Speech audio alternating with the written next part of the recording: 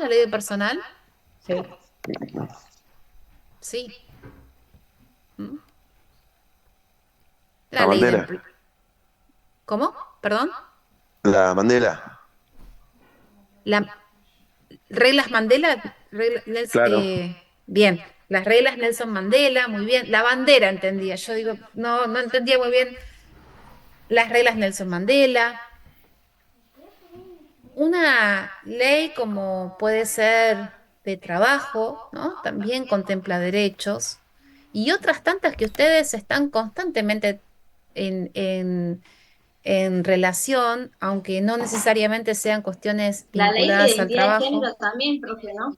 la ley de identidad de género, aquellas cuestiones vinculadas a vivienda, una ley de alquileres, por ejemplo, ¿una ley de alquileres contempla derechos humanos?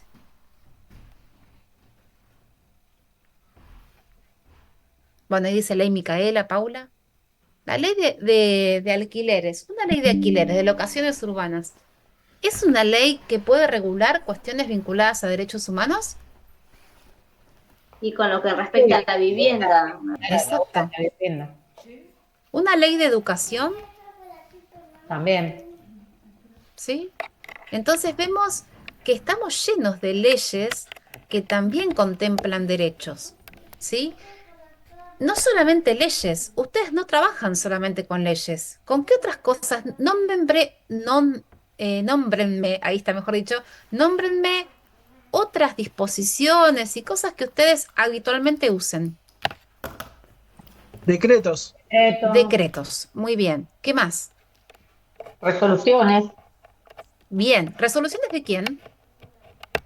y a veces del el jefe del Ministerio servicio podría de ser, Servicio, puede o ser del ministro. ministerio. Bueno, fíjense ustedes, ¿no? Que estamos hablando dentro del Poder Ejecutivo, ¿no?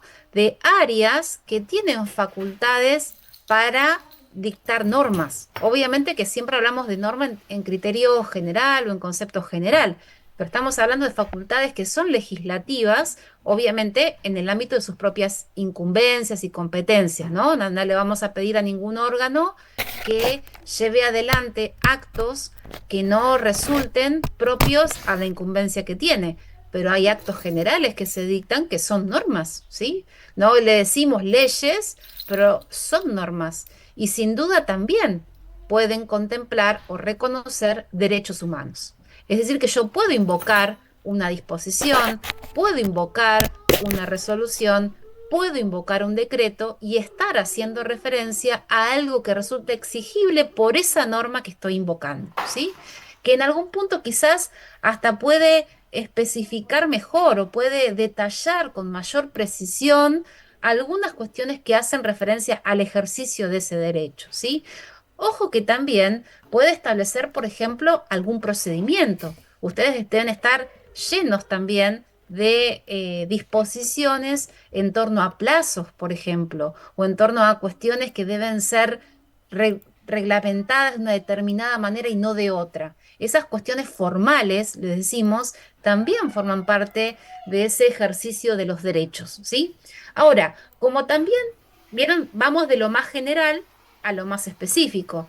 Yo puedo decir en la Constitución Nacional que está el derecho a la educación.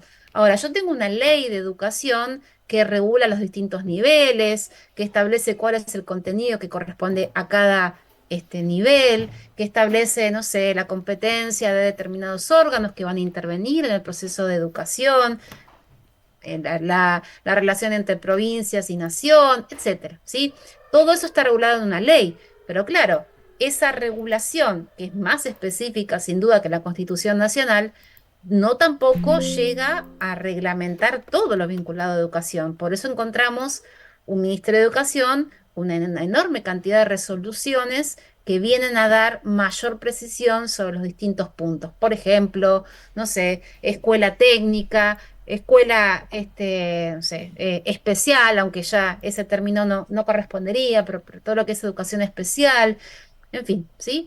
Entonces yo encuentro normas por debajo de la Constitución, también respetan una jerarquía normativa, que van precisando, moldeando, delineando el ejercicio de estos derechos humanos.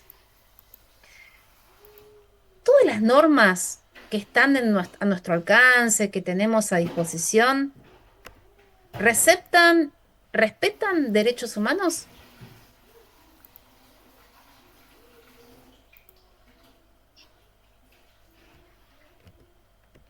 Y No fue sí, tan deberían, difícil. Sí, No, deberían que sí. sí, sí, deberían respetarse, si no Sí. estaría una bueno, violación de derechos humanos. ahí Verónica ya habla del potencial, ¿no? Debería, ¿no? Ya no voy a poner las manos en el fuego, ¿no?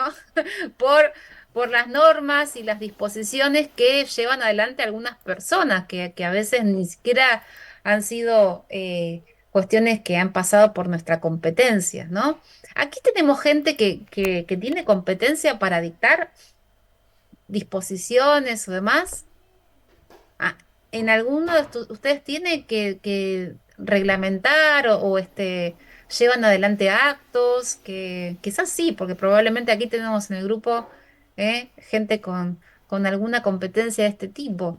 Fíjense qué importante que es cuando uno va a ver, tenemos dos opciones, ¿no? Ser la persona que tiene esa facultad o bien ser la persona que tiene que operar con esas normas, ¿no? Es decir, somos quienes tenemos que ejecutar las normas que han sido dispuestas por otras personas, a veces de rango superior, a veces, claro, ya no solamente es la persona del Poder Ejecutivo, sino estamos hablando del Poder Legislativo, que ha llevado adelante una reglamentación, o una ley que viene a justamente dar precisión a lo que la Constitución establece. Sea la norma que sea, muchas veces queda en nuestro criterio la aplicación de la misma. Pero claro, no siempre las normas que tenemos son normas respetuosas de los derechos humanos. Es decir, yo puedo tener una norma que venga a reglamentar y en esa inquietud por reglamentar puedo estar generando una limitación que resulte excesiva o una reglamentación que vulnere, como decía Verónica, derechos humanos o que genere una violación de derechos humanos. Yo no estoy pensando en mala gente ni en malas intenciones. Muchas veces las intenciones son muy genuinas y de buena fe. El problema es que a veces las normas, en teoría, tienen un un color, una intención, y luego se practican, se ejecutan. Y cuando se ejecutan pueden tener efectos no deseados, ¿sí? Es decir, uno puede, como una cosa que uno ve en un maniquí y dice, qué lindo que está esto, pero después me lo pongo y no me gusta tanto como me queda, ¿no? Hay en muchas ocasiones nos encontramos con normas que pueden tener una muy buena intención, pero que al momento de ser aplicadas resulta que nos encontramos con efectos indirectos que no son deseados, ¿m? Y que pueden generar una violación de derechos humanos. Tenemos distintos mecanismos, si se quiere, para restablecer el ejercicio de ese derecho. Primero, nunca podríamos recomendar Una, la no una, aplicación de la ley. Perdón, Susana, una digo, pregunta. nunca. Sí, un segundito, digo, Sí, nunca perdón. la solución puede ser la ilegalidad, ¿no? Es decir, eso no me van a escuchar decirlo porque no corresponden, no, estamos en un Estado de Derecho y estamos bajo el imperio de la ley, pero a veces la ley que tenemos no es adecuada. Entonces, tenemos que ver cómo lograr dentro de la institucionalidad, sin irnos al ejercicio de la violencia, ni cuestiones que vayan o rocen la ilegalidad, cómo lograr resolver lo que pueden ser esas malezas, ¿no? O esas cuestiones que no deseamos que estén dentro de nuestro ordenamiento jurídico interno. Susana, Sí, cuando decía, viste que hiciste la pregunta, yo quedé pensando, porque la realidad es que debería. Si pasa, no sé. Y me estaba pensando en la ley de interrupción voluntaria del embarazo. mm, Nosotros en el artículo 75 reconocemos el derecho del niño, que se lo reconoce como tal desde la concepción. Uno que no conoce, o sea, al común de la gente, ¿cómo saber si estamos infringiendo o no? ¿Cómo conocer? Porque, por ejemplo, a mí eso me hace ruido, pero nunca pude determinar si se va en contra de la ley, o si está bien, si claro, corresponde o no corresponde, desde la legalidad, sin tener en claro. cuenta las cuestiones personales. Sí, sí, sí. Bueno, vamos a a dar una respuesta a eso, aunque claro que es un tema, aborto y vida, que yo sé que puede motivar a que nos quedemos aquí hasta las 6 de la tarde, ¿no? Conversando sobre el debate en torno al aborto y demás, que si les parece y el tema les interesa, podemos plantearlo para alguno de los próximos encuentros donde vamos a ver derechos en particular, ¿eh? Así que si es un tema que les gusta, por ejemplo, podemos tranquilamente dejarlo abierto para más, para los próximos encuentros. Vamos a trabajar vamos a tener algunos encuentros de intentar trabajar específicamente en algunos grupos de personas, en algunos derechos en particular. Si no me equivoco, es la clase que viene. A ver, si la tienen por ustedes, ahí tienen ahí ustedes el cronograma a mano. A ver, sí, ven, 14 del 10. Vamos a hablar de integridad, seguridad, salud, educación, trabajo. Bueno, si les parece, podemos trabajar vida también para vamos a hacer una encuesta después para ver qué derechos tienen ganas que trabajemos, ¿eh? Así podemos luego conversar sobre ellos. Podría ser después una... Podrían dejarme ahí, como en el chat, ¿eh? Esos derechos u otros, qué sé yo, pienso en vivienda, alimentación, algunos otros que les guste. Tírenme ahí, yo después miro a ver qué podemos hacer la clase que viene para lograr un debate sobre algunos puntos. Pero bueno, volviendo a lo que preguntaba Susana, en realidad uno tiene la necesidad de determinar la compatibilidad de una norma con otra superior, ¿no? Así como a ustedes les pasa y en todos los ámbitos uno puede pensar en la jerarquía que hay. Bueno, sin duda las leyes se ubican dentro de una pirámide, que era la que conversábamos el lunes anterior, y lo cierto es que deben ser compatibles con la Constitución y ahora también con los tratados, ¿no? Entonces, cuando las mismas no resultan compatibles, cuando advertimos que la norma no es compatible, no estoy dando respuesta a Susana en particular, pero digo en general, cuando la ley no es compatible, cuando la disposición no es compatible, cuando el decreto no es compatible, cuando nos hace ruido parte de la norma, bueno, claramente tenemos que arbitrar algún sistema para lograr restablecer lo que es esa jerarquía normativa que viene dada por la Constitución y los tratados internacionales. Podemos no saber en el momento algo, eso es válido, porque no todo el mundo tiene que saber todo, ¿verdad? A veces hacemos de cuenta que sabemos todo y no sabemos muchas cosas, porque no nos corresponden al área, porque quedan fuera de nuestros criterios, y la realidad es que en esos casos siempre es importante consultar con quienes resulten más expertos en esos puntos para determinar si, por ejemplo, la aplicación de la norma corresponde o no corresponde. Ahora bien, cuando nosotros nos encontramos con algo que nos hace ruido, cuando vemos que hay una disposición, hay una reglamentación que entendemos podría no ser compatible con ese ejercicio de derechos, bueno, hay distintas opciones. En principio, uno puede pensar lo más grave, lo más, el cortar de raíz, ¿qué sería? No aplicar hasta que sepamos realmente cómo, qué corresponde.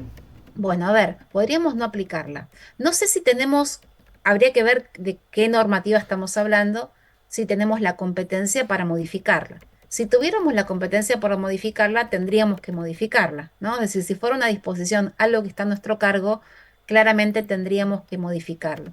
Muchas veces, fíjense, no se trata de legislación, se trata de prácticas. A veces no es la regulación normativa, sino es la práctica que se deriva por un uso, por una costumbre, que no necesariamente está reflejada en la norma.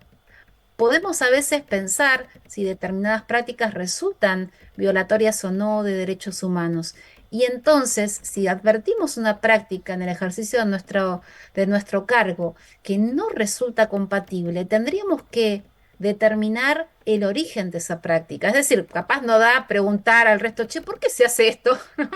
Pero sí capaz podemos decir, bueno, a ver, voy a indagar de dónde es que esta práctica viene, por qué se hace de determinada manera y ver si surge una ley o no de una disposición, etcétera. Y si advertimos que esa disposición existe y es incompatible, entonces es una buena oportunidad para plantear la posibilidad de su modificación. Claro que ustedes pueden decirme, bueno, en realidad lo que habría que hacer es declarar la inconstitucionalidad de esa norma. Sí, sin duda que yo puedo ir a la justicia, puedo pedir revisarla, puedo verlo en el caso en concreto, sí. Eso puede ser la medida la más formal posible, ¿no? Pero muchas veces las cosas se solucionan de otro modo, de otro modo. Puedo yo plantear, por ejemplo, la necesidad de una revisión de una disposición que venga a entorpecer, si se quiere, el ejercicio de ciertos derechos, ¿no? Entonces yo hablo con mi superior o bien, bueno, establezco por escrito un argumento para lograr esa modificación cuando se trata de reglamentaciones normativas que corresponden al área, ¿no? También, claro, a veces no se trata de modificar la ley, eso sería como arrancar de raíz y sería quizás lo más conveniente. Muchas veces eso no es posible, no es posible porque no está dentro de nuestras competencias, muchas veces, bueno, pensamos que capaz sugerir esa modificación no sea tan bien visto, ¿no? Podría ocurrir que no estemos en el, digamos, en un determinado momento, en un contexto para llevar adelante esa sugerencia. Bueno, si fuera así, la norma tiene muchas interpretaciones. Eso es lo que, digamos, esa ambigüedad puede ser negativa como también muy positiva, porque si es una disposición de carácter general, implica entonces que puede a veces resolver, a veces no, siempre resuelve más de una situación, ¿verdad? Es de carácter general, no está pensada para el caso en concreto, sino que está pensada para muchos casos. Como está pensada para muchos casos, ese nivel de abstracción que tiene la norma, cualquiera sea la que estemos hablando, implica la posibilidad siempre de una múltiple interpretación. Es decir, interpretar la norma de acuerdo a un determinado criterio. Y depende del criterio que yo tenga, la norma será más restrictiva o será más amplia, ¿sí? Yo podré interpretar de una determinada manera o de otra, y las dos cosas estarán bien, porque son interpretaciones libres que surgen a partir de la norma.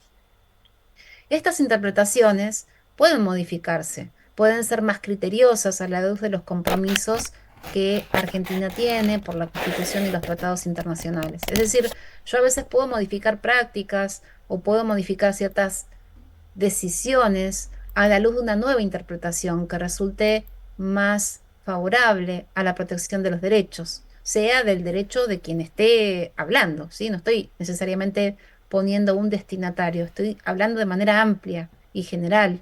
Entonces yo puedo muchas veces interpretar la norma, porque ustedes piensen, o al menos quizás tienen esa visión de la falta de facultades, ¿no? Es decir, a veces uno se queda con esta noción de que la norma está hecha y que en realidad uno es un mero autómata, operario de esa disposición o norma, en donde no tenemos demasiadas chances de poder modificar una determinada realidad. Pero a veces tenemos que darnos cuenta que es en nuestro caso, en nuestras manos está el poder de aplicar la norma y la aplicación de esa norma sí requiere de creatividad. No siempre, digamos, porque las cosas se hayan dado de una determinada manera siempre, no significa que tengan que seguir siendo del mismo modo. Y la creatividad viene dada por la forma en la que ustedes aplican la norma, ¿no? Porque es una norma abstracta que se aplica a casos concretos. Y en esos casos concretos uno encuentra esa variedad, esa variación que permite la justificación para definirla de otro modo, interpretarla de otro modo.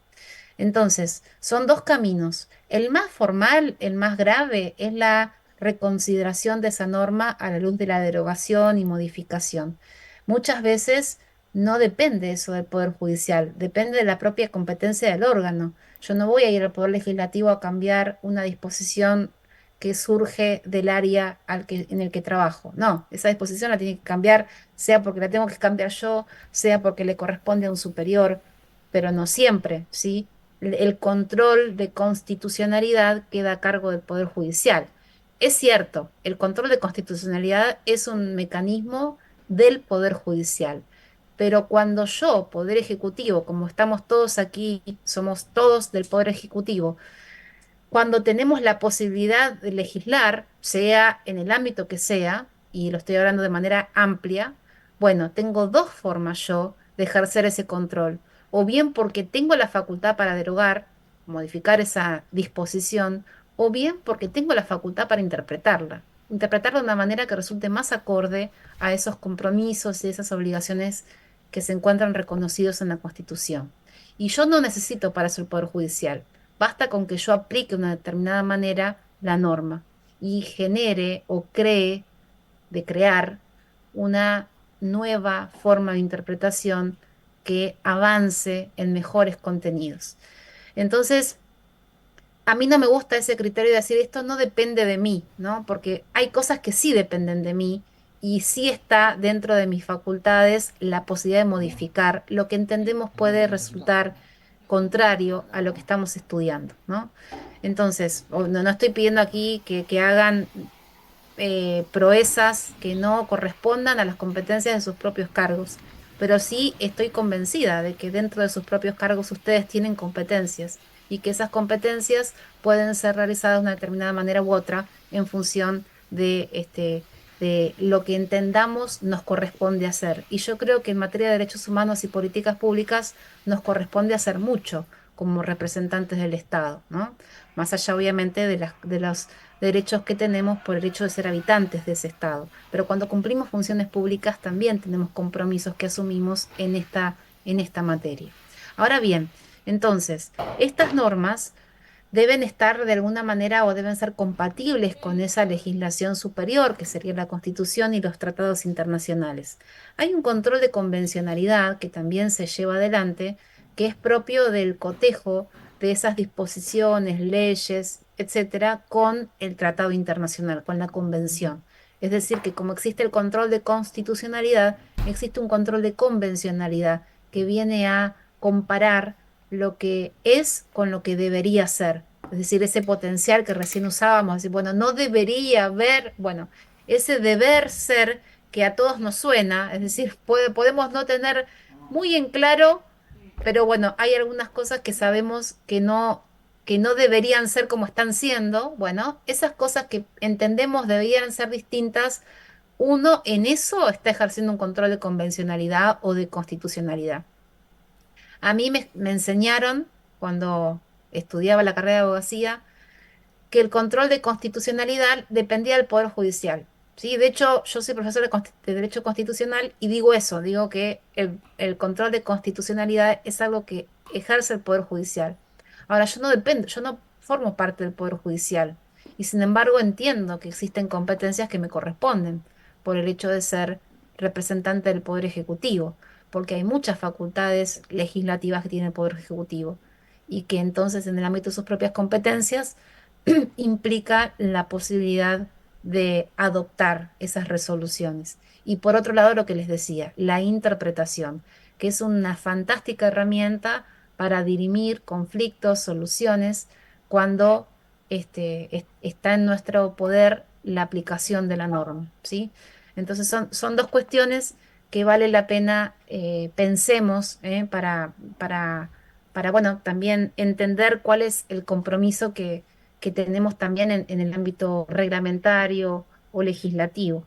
Ahora bien, dijimos entonces que había tratados internacionales y que también generan obligaciones para los estados y que es importante que conozcamos. ¿Se acuerdan que en el ámbito de los tratados del ámbito internacional dijimos que existían como dos grandes sistemas, ¿no? Un sistema universal y un sistema regional? ¿Se acuerdan de eso?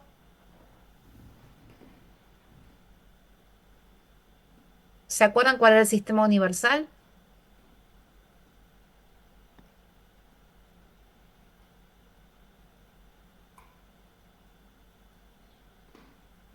Sistema universal, sistema interamericano. ¿Bajo qué se nucleaban ambos sistemas? El sistema regional tenía que ver con los organismos estados de América sería, y el universal era Exacto, con organizaciones unidas, muy y bien, de ahí ¿no? bueno, se empezó a Entonces, dividir lo otro. Muy bien, Juliana. Tenemos ahí la OEA en el sistema interamericano y la ONU en el sistema universal. En base a estos sistemas, nosotros nos encontramos con tratados que vienen a formar parte de estos sistemas. Es decir, hay adopción de tratados que forman parte del sistema universal y otros que forman parte del sistema regional o americano. Entonces yo puedo pensar en, por ejemplo, en el sistema americano, la presencia de un tratado como puede ser el Pacto San José de Costa Rica. O puedo pensar en el sistema universal, en la Convención sobre los Derechos del Niño, o lo que hace a la eliminación de la discriminación contra la mujer, o lo que hace a trabajadores migrantes, o lo que hace el Pacto Internacional de Derechos Civiles y Políticos, o el de Derechos Económicos, Sociales y Culturales, ¿sí? Es decir, en cada sistema hay tratados, algunos son genéricos, otros son específicos, que vienen a contemplar un reconocimiento de derechos para todas las personas que están, o todos los estados que los han ratificado, y respecto a las personas que están sometidas a su jurisdicción, ¿no? Estos tratados, creo que llegamos a decir algo, pero la idea es hoy poder profundizarlo. Estos tratados tienen lo particular, lo especial, que es que son de derechos humanos. Es decir, aquí estamos viendo tratados que se refieren a derechos humanos. Hay otros tratados que abordan otros asuntos, navegación, aeronavegación, ríos, diplomático, comerciales, aduaneros, en fin, la, una enorme cantidad de temas que pueden ser abordados por tratados. Aquí específicamente estamos trabajando sobre aquellos que trabajan derechos humanos. Bueno, estos tratados de derechos humanos tienen la característica de generar un órgano que va a velar por el cumplimiento de ese tratado. Entonces nos encontramos, por ejemplo, con algunos tratados que establecen la creación de órganos que van a tener la función de supervisar que los estados cumplan con esos tratados que se han comprometido a ratificar, ¿no? Cuando estamos en el sistema universal, estos tratados generan o se anexan a un órgano específico. Es decir, que hay tantos órganos como tratados de derechos humanos existen. ¿M? Por eso decimos que es un sistema difuso, un sistema que está individualizado por cada tratado. ¿Qué significa esto? Que yo, por ejemplo, tengo el Pacto Internacional de Derechos Civiles y Políticos y que tiene un órgano que fue creado para supervisar su cumplimiento, que es el Comité de Derechos Humanos. Luego tenemos el Pacto Internacional de Derechos Económicos, Sociales y Culturales. Bueno, ese tiene un órgano que se llama Comité de Derechos Económicos, Sociales y Culturales. Luego tengo la Convención contra la Tortura y tiene un órgano que es el Comité contra la Tortura. Luego tengo la Convención sobre los Derechos del Niño, que tiene un órgano que se llama Comité de los Derechos del Niño. En general, los órganos, que todos se llaman comités, tienen el mismo nombre que el tratado que supervisan, ¿sí? Convención de los Derechos del Niño, Comité de los Derechos del Niño. Convención contra la Tortura, Comité contra la Tortura. Suelen tener el mismo nombre, salvo el Pacto de Derechos Civiles y Políticos, cuyo nombre del comité es Comité de Derechos Humanos. El resto todos tienen los mismos enunciados, ¿sí? Entonces, ¿qué es importante que ustedes puedan entender la diferencia que hay entre convención, tratado y comité? ¿M? Para ser más clara, el comité es un órgano que va a ser creado por el tratado y que viene a cumplir una función y es ver cómo los estados cumplen el tratado que han ratificado, ¿sí? ¿Se acuerdan que dijimos que los estados que ratificaban los tratados internacionales tenían efectos o consecuencias jurídicas, que era el compromiso asumido? ¿M? Bueno, obviamente que un Estado que no firmó el tratado internacional no tiene ese compromiso asumido. Ahora, el que sí, ¿quién va a determinar si está cumpliendo bien o no con ese tratado internacional? Bueno, ni más ni menos que ese comité. Comité. Exacto, ¿sí? El comité. El comité es este árbitro que viene de alguna manera a determinar si yo estoy haciendo las cosas bien o si no las estoy haciendo tan bien. ¿M? Claro que a mí como Estado no me gusta que me vengan a decir lo que estoy haciendo bien o lo que estoy haciendo mal. Claro, como cualquier persona no me gusta, ¿no? No me gusta en el trabajo, no me gusta que me digan, que me critiquen, que me digan que no estoy haciendo las cosas bien.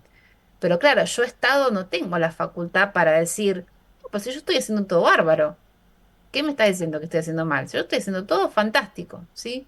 Entonces, la realidad es que uno viene de alguna manera a someterse a una opinión que no siempre es eh, positiva, digámoslo de esa manera, ¿no? Aquí es donde a veces nos encontramos con esas miradas críticas sobre los comités, ¿no? Quizás han escuchado hablar de algunos comités, no sé, ustedes me dirán si estoy hablando de cosas muy nuevas o si más o menos habían escuchado de ellos. Cuéntenme.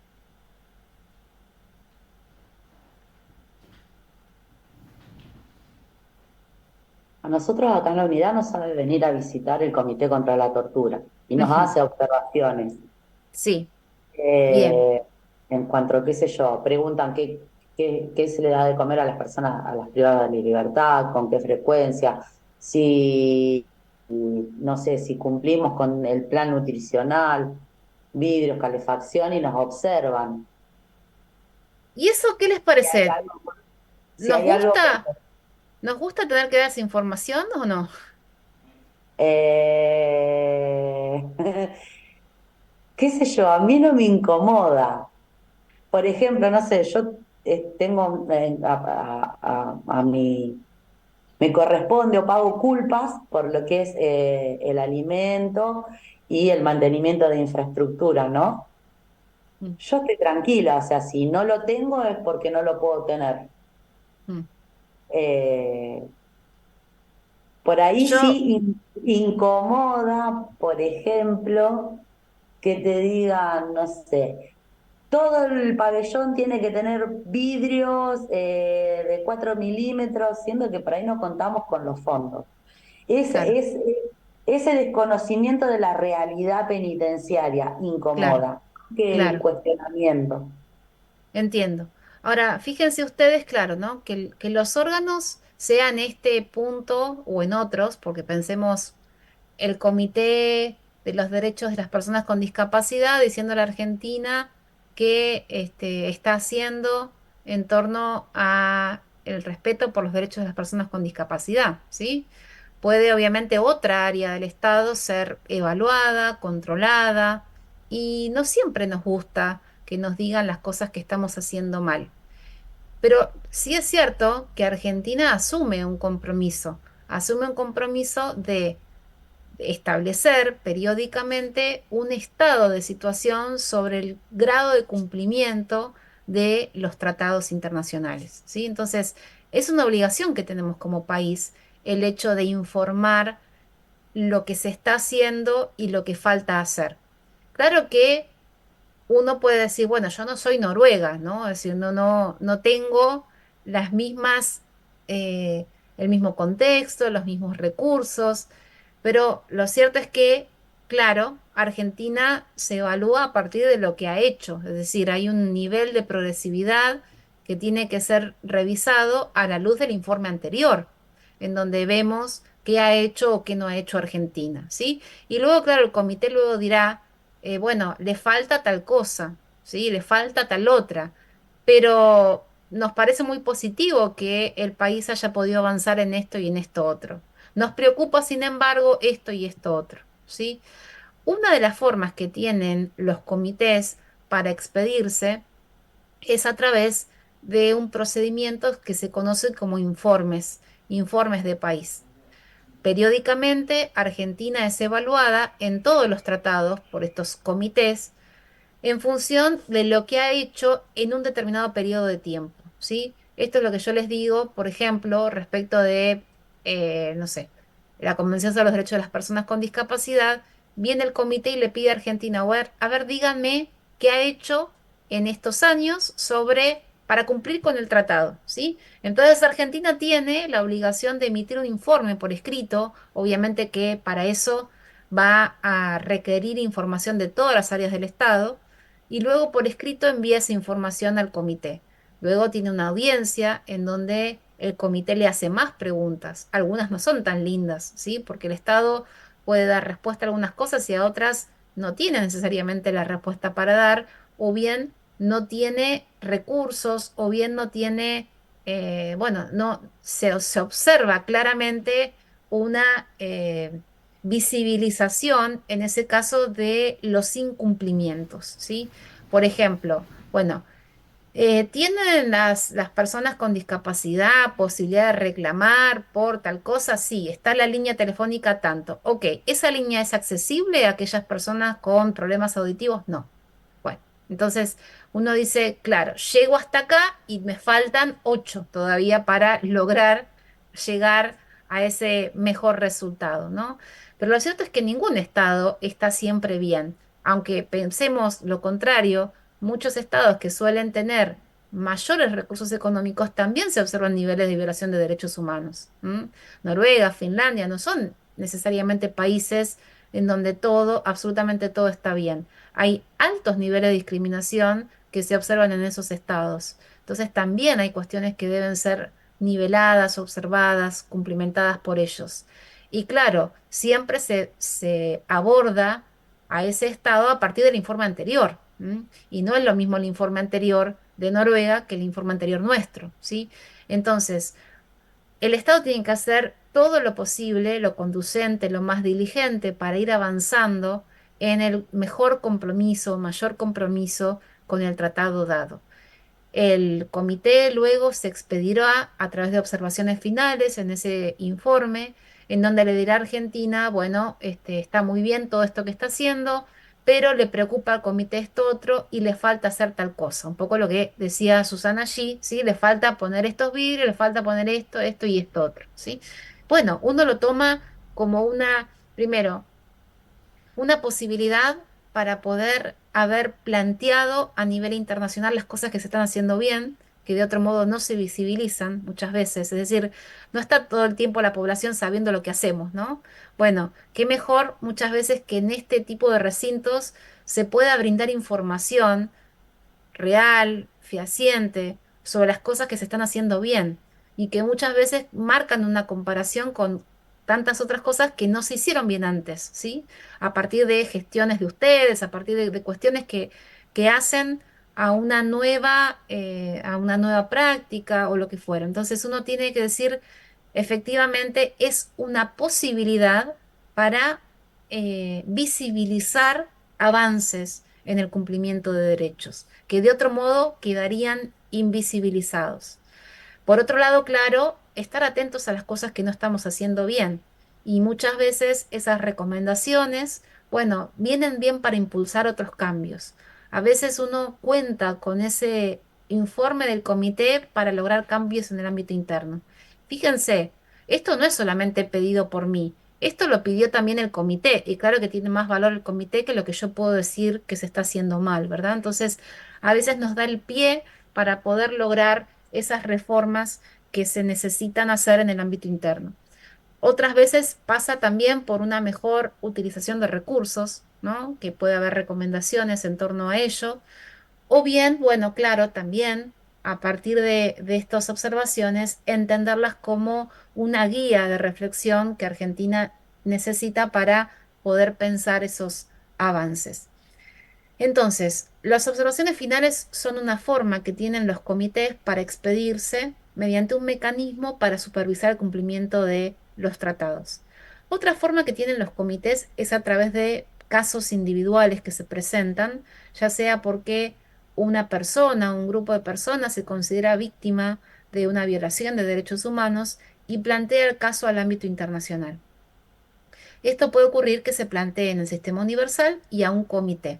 Tenemos casos de personas privadas de libertad que han llevado algunos asuntos al ámbito del sistema universal y que contamos con sentencias que han sido dispuestas por estos órganos, ¿sí?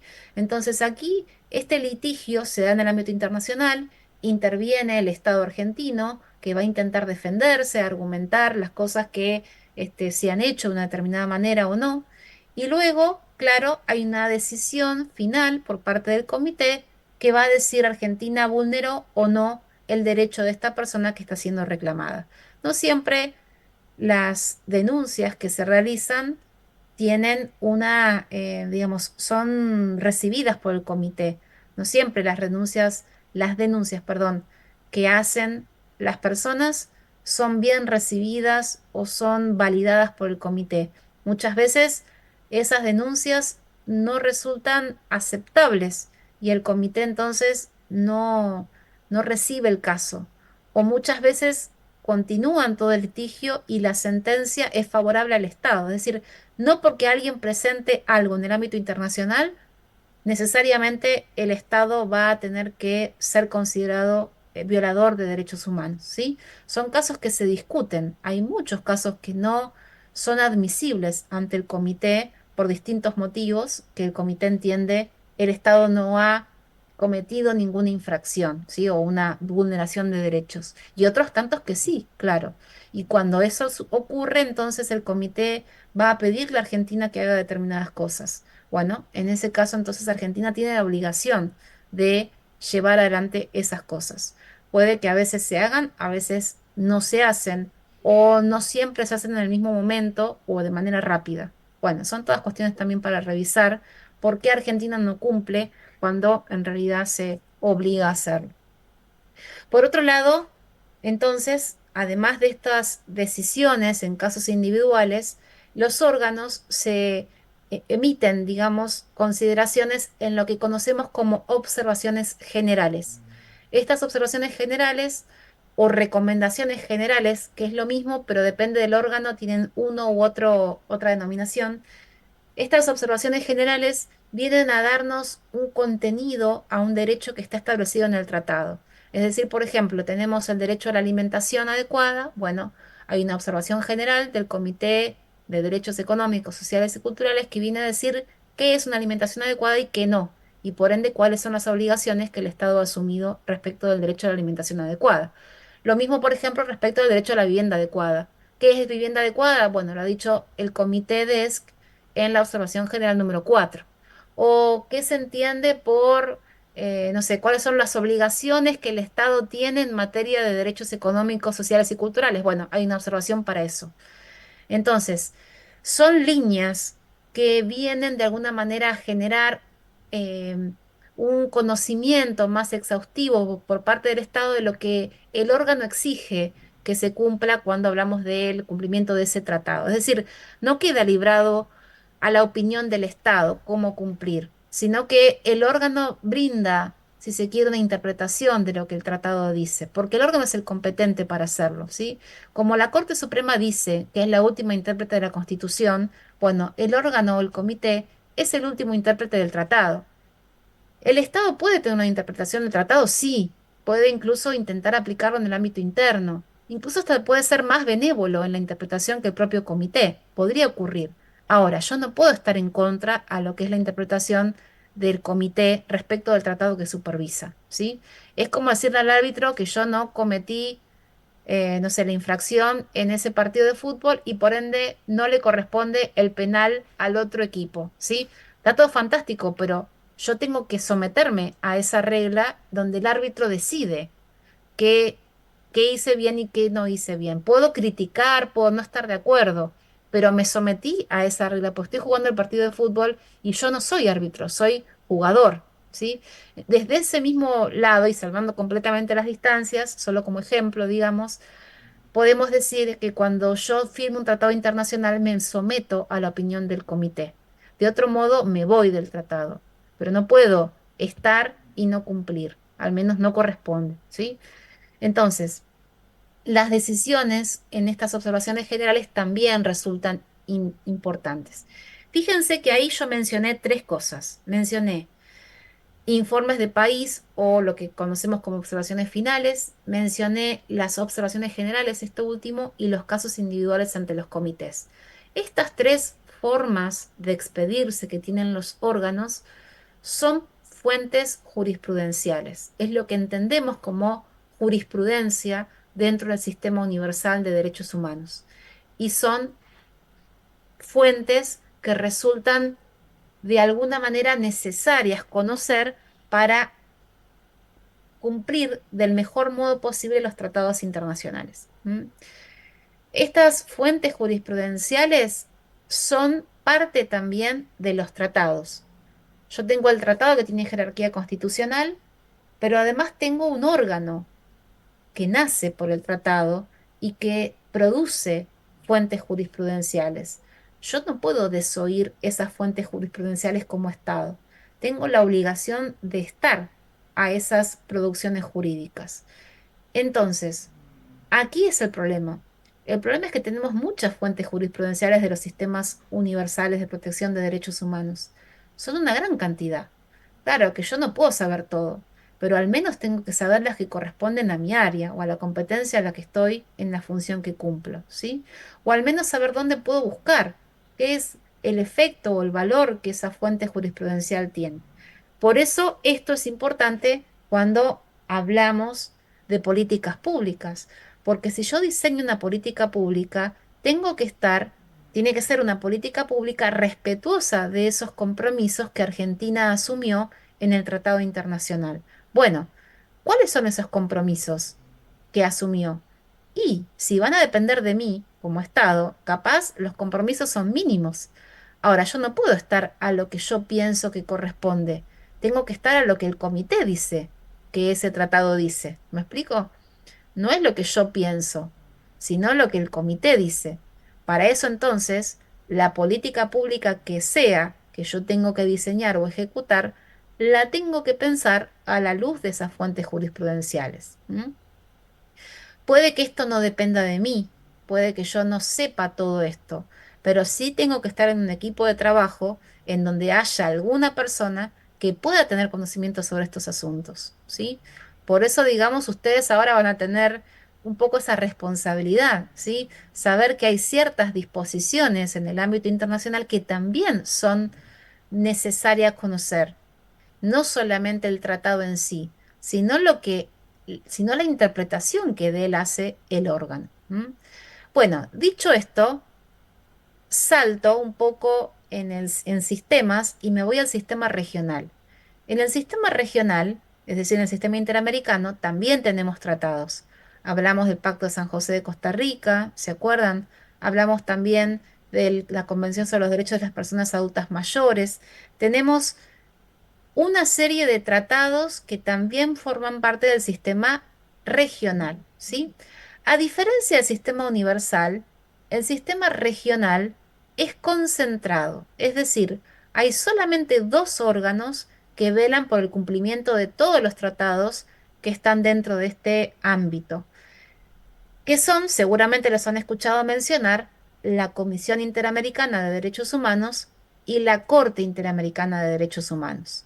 Estos dos órganos son entonces los que cumplen esta función de supervisar el grado de cumplimiento de los tratados por parte de los estados, ¿sí? Entonces, nuevamente, estos órganos tienen procedimientos por medio de los cuales llevan adelante esta función. Y hay algo similar con el sistema universal, porque, por ejemplo, estos órganos, la Comisión Interamericana, lleva adelante informes de país. Muchas veces hacen visitas a los países y emiten un informe. En el caso de Argentina, el último de la Comisión es de la época de dictadura. Es un informe que se emitió antes de la recuperación de la democracia. No ha tenido Argentina nuevamente un informe de la Comisión Interamericana.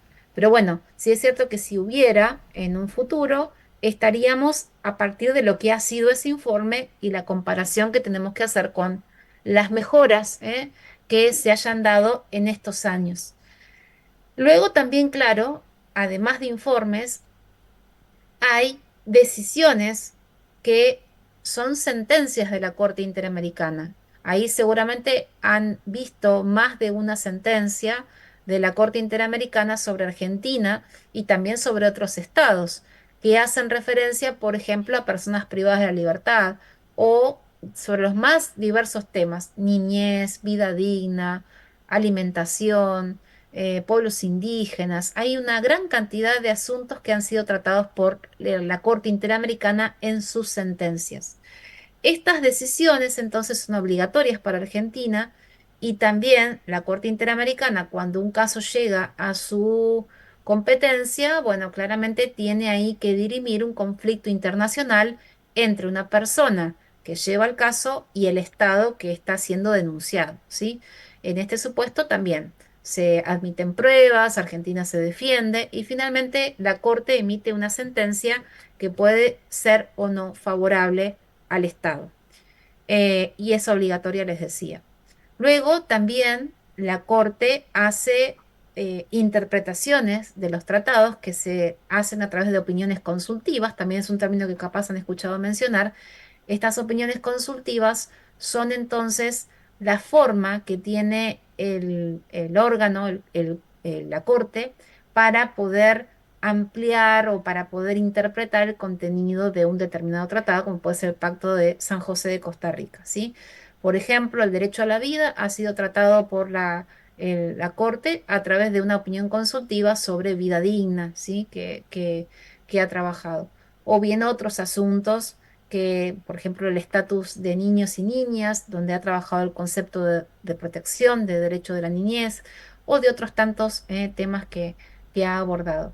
Entonces, también allí tenemos fuentes jurisprudenciales de los órganos del sistema interamericano que también resultan de necesario conocimiento por parte de nuestro país a la hora de pensar cómo cumplimos con los tratados internacionales, ¿sí? ¿Qué es lo que vimos aquí entonces? Una serie de fuentes jurisprudenciales. Las fuentes jurisprudenciales son las producciones de los órganos que han sido creados o vinculados a tratados de derechos humanos y que vienen de alguna manera a establecer un mecanismo para supervisar el cumplimiento del tratado, ¿no? Por parte de los estados. Los estados ratifican los tratados y a partir de allí se generan consecuencias de obligaciones, de respeto y garantía de esos derechos que se encuentran contenidos en los tratados. Bueno, el efecto es controlado, ¿sí? Es decir, es evaluado por un órgano, por un comité, por una corte, que vienen a decir si el Estado está o no cumpliendo del mejor modo posible con el tratado internacional, ¿sí? Algunas cosas no salen bien, no siempre todo se cumple, hay muchas cosas que no están cumplidas, ¿m? Pero bueno, lo cierto es también formar parte, lo importante creo yo, es el desafío de seguir formando parte de estos sistemas. Siempre son buenas oportunidades, aunque sean las más calamitosas, es decir, aunque las situaciones no siempre sean las ideales, creo que siempre es una buena oportunidad para poder primero saber lo que estamos haciendo. A veces los compartimentos son muy divididos y la presencia, por ejemplo, de un informe evalúa todo el estado, ¿no? Y entonces yo recabo información de las distintas áreas y me encuentro con cosas nuevas, con cosas que se pueden hacer en conjunto. Es decir, permite, favorece, si se quiere, un contexto para un mejor aprovechamiento de los recursos que tenemos, ¿sí? Obviamente que hay gente que no le cae bien todo lo que estoy diciendo, pero bueno, es cierto que independientemente de lo que nos guste o no nos guste, son compromisos que asumimos como Estado. Así que si yo lo veo como una oportunidad y otro como una carga, independientemente de nuestras visiones, la realidad es la misma. Hay que hacer esa tarea. Así que es como uno lo toma, ¿no? Como una oportunidad de mejorar o bien como la obligación que tenemos. Sí, es las dos cosas, las dos caras de una misma moneda, ¿eh? Así que, bueno, ese es un poco el panorama en torno a las fuentes jurisprudenciales. Lo importante de todo esto es que ustedes sepan que va a haber escritos, actividades, en donde ustedes van a ver, según la opinión consultiva de la Corte en número tanto, o de acuerdo a la sentencia de la Corte Interamericana recaída en el caso tanto. Bueno, son todas cuestiones que son importantes porque hacen a la interpretación y al cumplimiento del tratado. No son, no están de adorno, digamos, ¿no? Dentro de lo que es una argumentación. son cuestiones que hacen ni más ni menos a los compromisos que Argentina ha asumido. Y son muy, muy interesantes para argumentar en casos donde vemos algunas cuestiones tendrían que ser distintas. Obviamente que hay que manejarlo, hay que tener este conocimiento y bueno, de eso se trata, un poco de tener al menos una mayor experticia en las áreas que son de nuestra competencia. No, no podemos saber todo, pero sí quizás saber un poco más sobre lo que nos corresponde por la función que cumplimos, ¿no? Bueno, he hablado un montón seguido, no me han interrumpido prácticamente, no sé si los dejé completamente exhaustos o estamos bien. Pero bueno, este es un poco el contenido que teníamos previsto para hoy. No sé si hay alguna duda o algo que me quieran preguntar, alguna reflexión. Susana, como viste, evadí el tema porque si no nos íbamos, ¿eh? Pero sí, claro que podemos tratarlo la clase próxima. No, por eso dije sin tener en cuenta las cuestiones personales. Sí, sí, Eh, sí. No, no, pero lo podemos hacer algún debate sobre eso y algunos otros derechos más. Que veo que nadie puso nada, pero no importa. No importa, lo voy a elegir yo. Entonces. Bueno, no sé si hay alguna duda, algo que me quieran preguntar. ¿Quedó claro? El que calla otorga. ¿Vieron que está esa frase aplicable?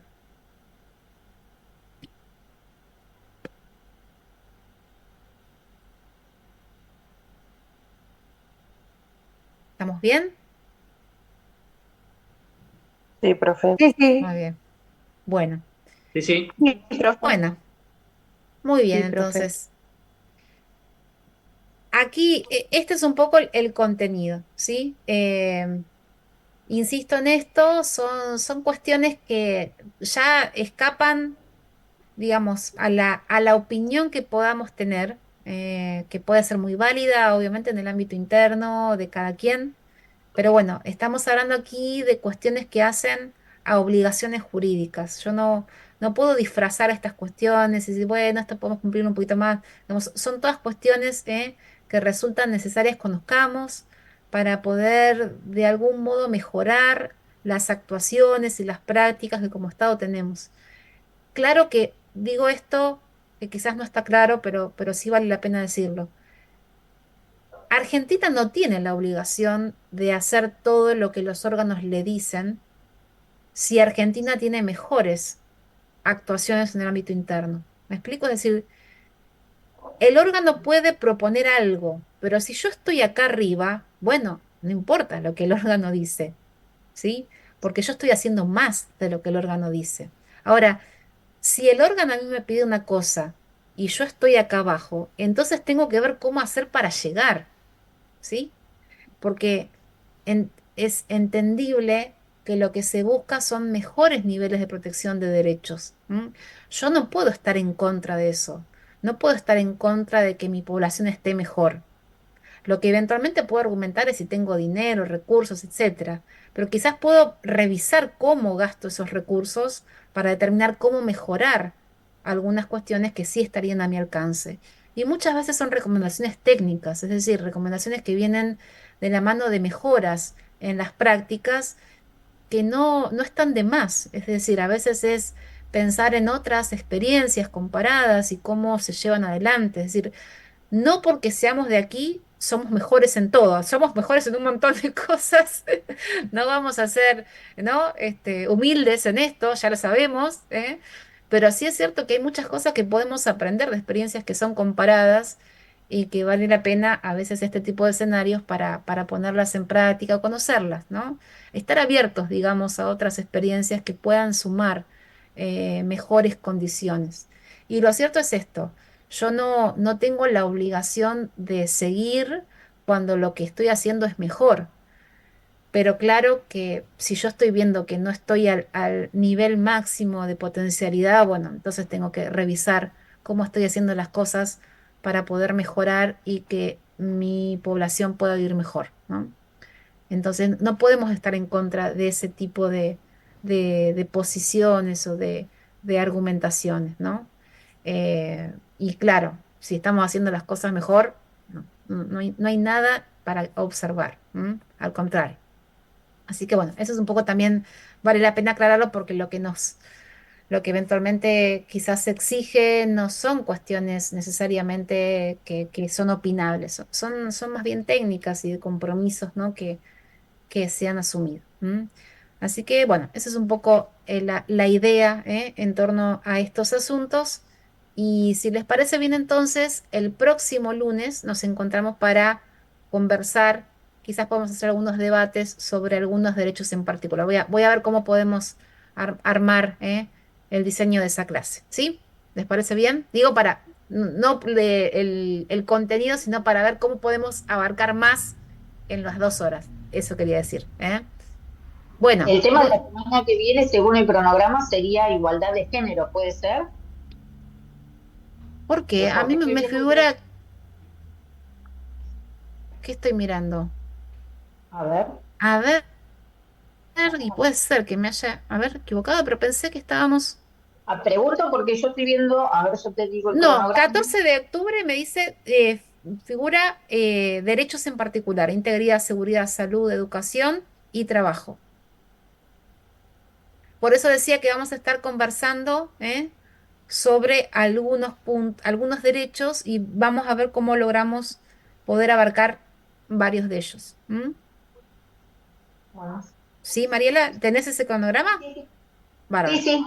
Lo que pasa es que fantástico. debajo de lo que vas subiendo para leer de documentación, estamos con el tema de hoy y abajo figura, existe Ah, obligaciones ok, estatales, fuentes normativas de derechos humanos, está políticas bien. públicas de derechos humanos y después dice igualdad de género. Claro, no, igual en cátedras pueden estar todas las secciones y no necesariamente respetar el cronograma, ¿eh? Cátedras es como un lugar donde yo dejo ahí toda la biografía, pero no necesariamente respeta el cronograma tal en el orden que lo estamos viendo, ¿sí? Pero igual ustedes pueden buscar, la idea de allí es dejarles todo visible para que ustedes puedan ir a su propio tiempo avanzando con la lectura. Pero lo que nos guiamos, si se quiere, es por el cronograma en torno a las temáticas que allí están detalladas, ¿eh? Bueno, Con gente, consultas técnicas, sí. un segundito. Nosotros en el parcial llegamos hasta el topic 7, o sea que ahora en material tendremos que arrancar del 9, o me quedó algo colgado en el 7. En el 7 tenemos políticas públicas con enfoque de derechos humanos, transparencia y políticas públicas, lineamientos y elaboración para indicadores de progreso y enfoques de derechos y políticas públicas. Eso lo vimos para el primer parcial. Vamos a estar viendo nuevamente cuestiones sobre políticas públicas digamos, te estás refiriendo, Susana, al contenido de cátedras virtuales. No sé qué está Claro, Claro, leyendo. Está bien. claro. Está todo subido allí, pero ahora vamos a estar viendo, digamos, cada clase a ustedes les guía en el contenido que se prevé para el encuentro, ¿sí? Pero sobre políticas públicas vamos a estar volviendo y Ok, también, claro, sobre protecciones específicas de grupos y colectivos de personas. Entonces vamos a ok, volver sobre ese material, ¿sí? perfecto, Igual la guía está dada por la clase. Ahí es donde un poco vemos específicamente, ¿sí? Pero a mí perfecto. me gusta esto de ir primero con una introducción y luego reforzar o profundizar a partir del conocimiento que vamos adquiriendo a medida que van pasando las clases, ¿sí? Por eso es como una segunda oportunidad, si se quiere, el tema para poder precisarlo ya con un contenido específico como es protecciones de grupos. Perfecto. Muy bien. Bueno, fantástico. Entonces, nos encontramos, si les parece bien, el lunes que viene, ¿eh? Y desde ya, bueno, decirles que tengan buena semana, que espero que tengan buena semana bueno, vayan leyendo estos temas, ¿eh? Así que cualquier cosita, cualquier duda que haya. Este es un tema, el que vimos es un tema que van a ver, tiene bastante contenido, así que es probable que quizás surjan dudas luego de la lectura que hagan del tema y sería muy bueno si lo pueden hacer durante la semana para que el lunes que viene podamos conversarla, y resolver cualquier planteo que surja sobre eso, ¿sí? Esa es, digamos, mi sugerencia sobre este punto porque puede presentar, digamos, lo conversamos, se entendió, pero cuando uno va al texto puede que presente alguna dificultad. Así que volvamos sobre ello con mucho gusto. ¿Eh? Bárbara, profe. Muy bien. Bueno, Dale, profe. Buena muchas semana. gracias. Buena Hasta semana para luego. ustedes y nos estamos Hasta encontrando luego, el buena lunes que semana. viene. Hasta luego, profesora. Hasta Adiós. luego. Nos vemos, profesora. Hasta luego, profe. Pero